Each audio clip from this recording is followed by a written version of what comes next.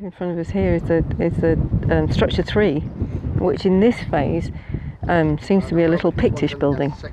You can see here in front of Keith the steps going down into it, so we've got a nice little curvy passageway with steps. Where he is between, in the doorway there's a door sill underneath him, and then the floor here is very messed up from all the rubble and so on that was on top of it, but enough to see that we have a floor surface in here that goes with this early phase of the Pictish building. This is where Jerry McDonald found quite a lot, where we found quite a lot of slag from fireworking of iron, which suggests kind of really quite high quality iron working, and also little bits of crucible from copper alloy working, and just in the last few days part of tuyere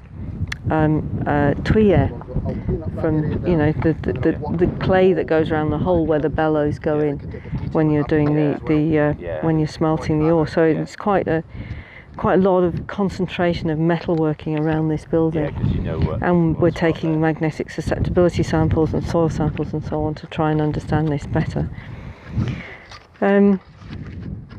Where Alan is there, you might be able to see there's another wall coming out under this building going that way, and another wall here. So this is again a late use of a much earlier building, and we're getting this story the whole time. These buildings are reused and reused and reused. Over what sort of period are they? Well, we don't know obviously what the earliest use of them is. We know some of the Iron Age buildings on site are 1st century BC, 1st century AD, and we know that this is the Pictish style building. So we're looking at hundreds of years probably that these buildings are rebuilt and reused. You can see in that corner there that the foundations of the wall are all that's left in that corner, and there was a lot of rubble around there, and you could never quite understand what was happening until last year and the year before we streamed the Norse buildings that Sigrid Calland excavated in the 1970s, which are just behind us, and one of their walls lines up exactly with this. So I think what happened was that when the Vikings came along, they basically reorganised the site, smashed through the side of the Pictish building as they put in their own. And in fact, the top of the building was filled with rubble as if it had been levelled and, was out of use by then. So there's still quite a long way to go here to really understand what's going on.